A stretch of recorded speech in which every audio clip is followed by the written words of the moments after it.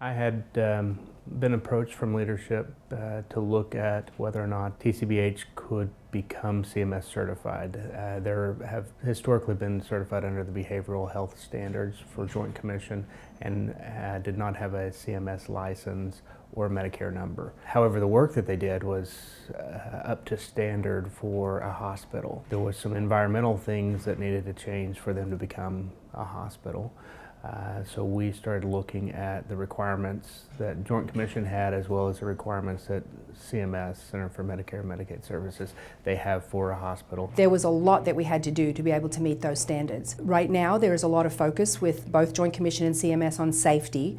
So obviously that led to a huge renovation of our physical plant, and we had to address so many issues to make sure that everything was safe on our units. Beyond that though, with this whole theme of safety, that entails a whole lot more. We have had to formalize our quality improvement process, formalize a lot of the meetings and committees that we have and the quality assurance type of activities we do, from data collection through to our EIRs and all of the different processes that we have. So it has impacted the entire facility. We've had to do a lot of training with our staff to just bring them up to the new standards. It involved for us a lot of support from outside the facility. We had support from central office.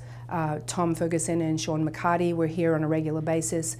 My supervisor, Kevin Finley, was very important. He has a lot of background with CMS and experience. He was very available to us and very supportive the whole way through. The other person that stands out for me is Katie Landers from Griffin. She also has a lot of experience, and Griffin has been CMS certified for quite some time. And she could not have been kinder, more available to us, more supportive. She came up and did walkthroughs to kind of look at our facility and tell us a lot about what we would need. So it has been a process that's taken seemingly a good part of the last year. We're not through it, we're not finished. We're keeping on working on different things that we still don't have fully in place. But things have certainly changed, and we've been able to, I think we're right on the cusp of starting some CMS billing, and we'll be moving forward from here.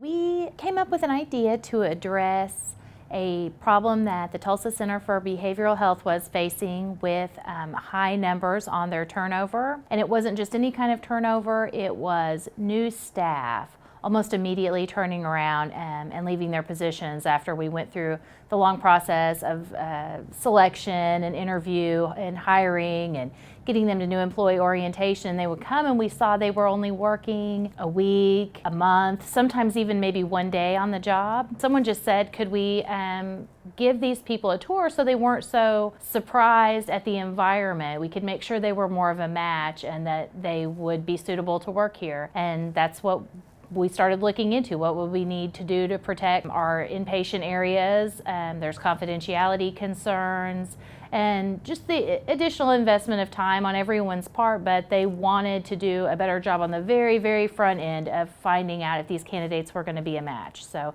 that's what we set out to do. I think people don't come in blind.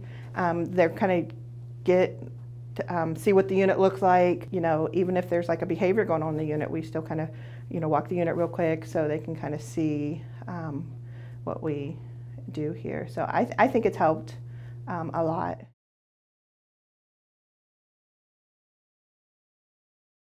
It makes a lot of sense, I guess, for us to have a program like the Recovery Support Program because of the nature of the work that an individual who's a peer recovery support specialist, the role that they put themselves in every day. And it was actually, again, like most of the initiatives that come out of my shop initiate from feedback from the field.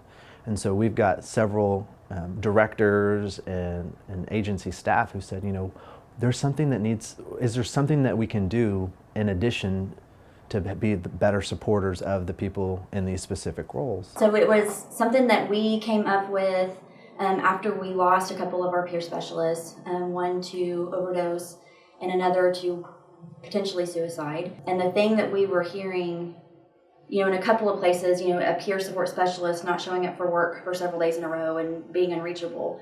And everybody kind of knowing this person had relapsed or had symptom resurgence or something. So wanting to find a way for them to feel safe to reach out to us in a way that wasn't going to get them their certification necessarily yanked immediately, or any kind of shame. Continuing to work with others in crisis can sometimes trigger those behaviors in themselves and in our PRSSs themselves. So how can we best serve them so that they can continue to do their job without going through the drastic legal process? And so actually what the legal division was kind of ensuring is making sure that these people didn't need our attention. Since we've started the program, we've saved 25 jobs.